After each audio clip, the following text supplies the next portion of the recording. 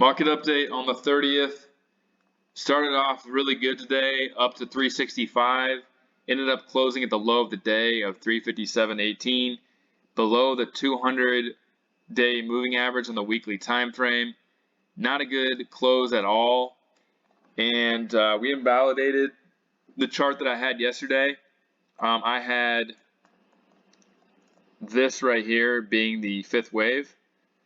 Clearly, we went lower than that, so it's invalidated pretty much. I don't think this can be an expanded flat anymore. And so I'm going to go over a few different possibilities of what I see for Monday. I see two different possibilities, and one's bullish and one's bearish. So let's go over them. So we know this is 1, 2, or AB, and then we have this is a first wave, second wave. Let me zoom out here a little bit.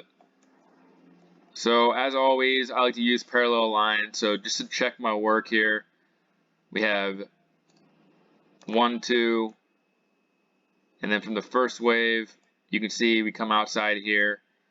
So we know around in this area is going to be the third wave. The 1.61 fib is also right around in that area too. So we know that's the third wave right around there. So 1, 2, 3, 4, 5. Or is it 1, 2, 3, A, B, C, 4, 5? What I like to do in this situation is, again, use parallel lines. Also, I've gone on lower time frames, and I know that this right here is an impulse wave. So if this is a B wave, then we consider this be a C wave, but this is an impulse wave. So that pretty much confirms that that's a fourth wave, but also parallel line goes through this as well. I think pretty much, it hits it pretty much right on the dot. So we know that we have 1, 2, 3, 4, 5. Third wave ends right here. So then again, parallel line again, from the 1 down to the third. And you can see it comes outside of here. So I consider that a fourth wave. So that'd be A, B, C, and expanded flat. And I would have that finished right here. That's how I currently see it. But then, and that's why I thought this was a fifth wave right here. This is an impulse wave, so I thought it was a fifth wave, a quick, short and sweet fifth wave, and I thought we were going to bounce it for that. But no, today we bounce and then we go to a lower low. So the thing with this is this has got to be an impulse wave in order to be a fifth wave. And again, if we take the parallel lines, you can see that it doesn't come anywhere near breaking outside of this parallel line. Still possible, but it's not very likely because you can see, even if you counted this as 5 waves, it's such a short third wave. It is possible that it is. It could be 1, 2, 3. We could get like, if you go down a lower time frame, I think there's a little bit more downside, but like on the 5-minute time frame, let's look at this actually. I would see this as 1, 2, 1, 2, 3, 4, 5, A, B, C, 4, 1, 2, 3, 4, and then probably a little bit more downside. But even then, you're only getting to like the 1.23 fib. Still possible, but that would mean that if we came back here to, let's say, 359.13, we came down here, you probably wouldn't see that far down more. We'd probably see maybe 355 or so. It wouldn't be that big of a wave down because this third wave is so short. We know that the fifth wave can't be any longer. So it would have to be, let's say we bounce from here. Let's say we go to 356. We bounce to 359. We know now that the next wave down can't be any longer than 9 points. So we would say that the bottom would probably be above 350. So I see this as either going to be a 5-wave move, a very, not very impulsive 5-wave move, but still a possible 5-wave move. This move right here, the second wave, it came all the way back to pretty much the 50% retracement too. So I see it either as a 5-wave move. So we have 1, 2, 3, bounce, one more move down for the overall 5th wave. Or the other possibility is that this is the end of the 3rd wave and this is not the 4th wave, and we actually have A, B. So that was a bearish. The 5-wave move down was a bearish. C, and then this is A, B, C, D. You can see where this is going. And if we draw parallel lines here from A to C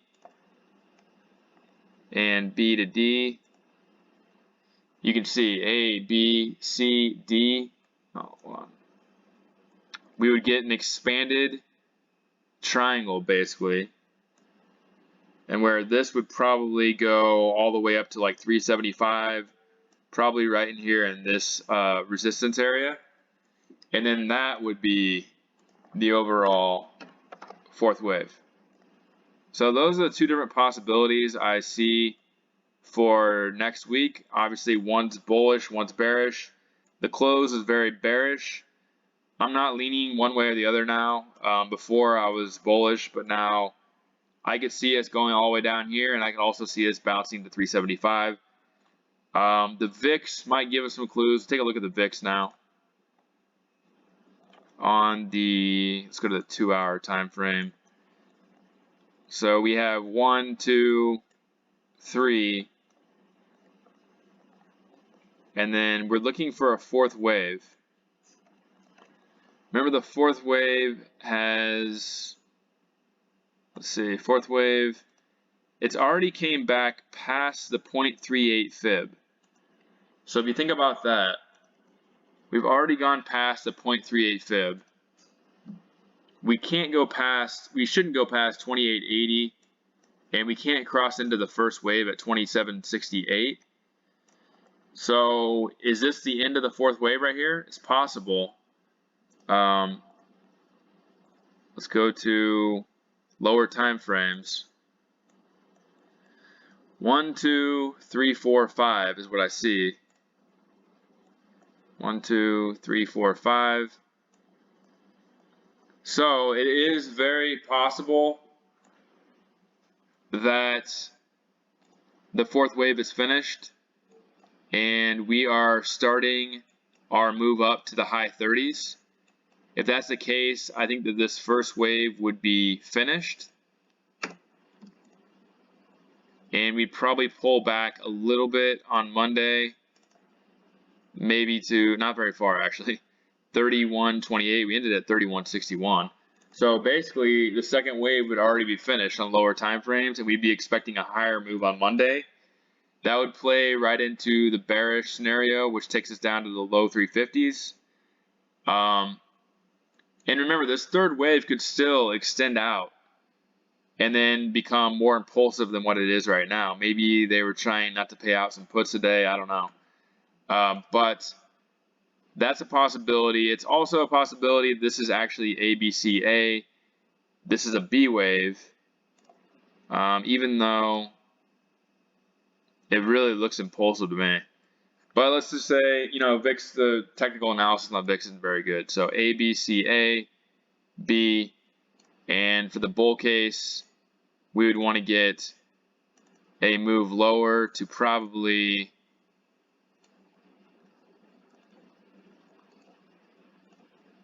somewhere, probably like, this probably would last all the way out to like next Friday. We want to see something back in like the 25 to 27 range to confirm that this 5-wave move is done. And then this could go as far as it wanted down. So basically, bears are wanting this to be a impulse wave pullback higher all the way up to the high 30s. And bulls are wanting this to be a B wave and a pullback here to 25, 27. But those are the 2 cases I see for overall for SPY, either an expanded triangle for a 4th wave, or if you're using the parallel lines, it already confirmed the 4th wave is done and we're just making our New lows down probably to the low 350s. If we take our fibs and if this was a fourth wave, our target would be 347.89 to 342.21. So right in that area would be the target for the bears. And for the bulls, target is an expanded triangle up to 375. I gotta say, I think that I really want it to be the bullish case because I want to be able to play some puts if we're gonna come down more. It's kind of overplayed, I feel like. I mean, look at the daily time frame. You go to the daily time frame, we have RSI that we haven't seen. We saw it here in January. I think we're lower actually than January now. We're the lowest RSI since the Corona crash besides January. So I think it's time for a bounce. I really hope the expanded triangle plays out, but can't be biased. I'm just going to play what the chart gives me, and we'll see if it ends up being a 5-wave move. The bottom should come pretty quickly early in the week, in my opinion, because we'd already be on the 3rd wave. And so we'll see what happens. Let's take a look at the dollar real quick.